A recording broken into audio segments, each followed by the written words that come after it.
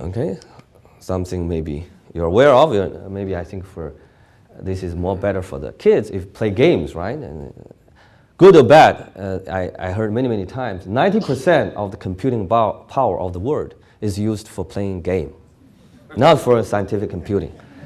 All the fancy, nice chips that manufactured for that. But of course, we take advantage of that. So, entertainment, and also nowadays you see Shrek, all this animation in the Hollywood movie, Matrix, and so on and so forth.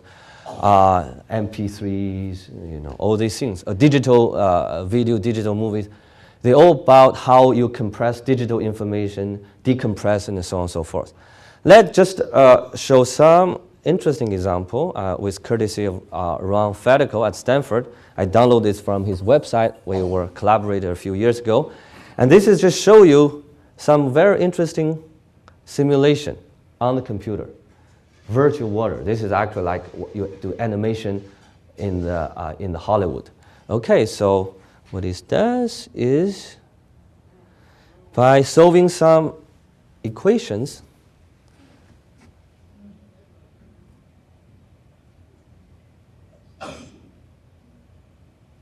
you can animate water pour into. Hopefully this you're drinking is not virtual water, but this is virtual water, so there's no camera taking taking videos of a real experiment. It's just by solving an equations, doing some lighting effect, and so on and so forth. It can be real. But of course, I must say, if depends on what norm you measure. Using your eye norm, it's pretty good. It's cheating your eyes, you see a real effect. But this problem itself is still a very challenging physical mathematical problem.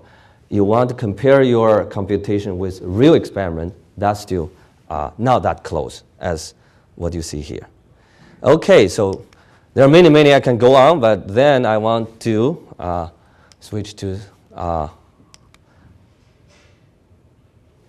the short conclusion. I hope with all this, even you don't care what I am doing or what the technical details later on, I hope you agree we need more mathematics. The reason is simple. We need to study and understand more and more complicated problems. Nowadays, we're studying problems ranging from nanoscale, 10 to the minus 9 meters, to the universe or atmosphere, which is 10 to the 3, 10 to the 4 kilometers. All these things are just saying, just by improving the hardware, the speed of the computer is not enough. You need faster, better and better algorithm. And that you need mathematics to tell you how to put a real problem into a mathematical problem, and then how to solve it cleverly using computer. And of course, that means not just the technology will make computers more and more powerful, but also we need more advanced algorithm, which eventually will need more advanced mathematics to do that. The inclusion is, as you know, in conclusion, we know, I hope people here will realize how important math is. You can support math by not only supporting the research, but also education.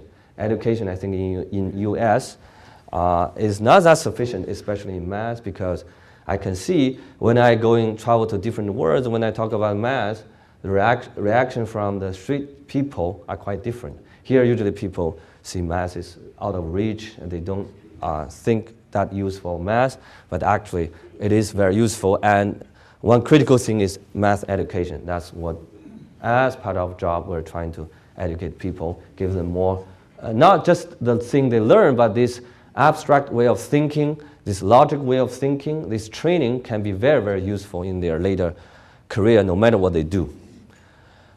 Besides, if you're a business person, I think math is a good investment. You don't have to invest billions of dollars to build a lab.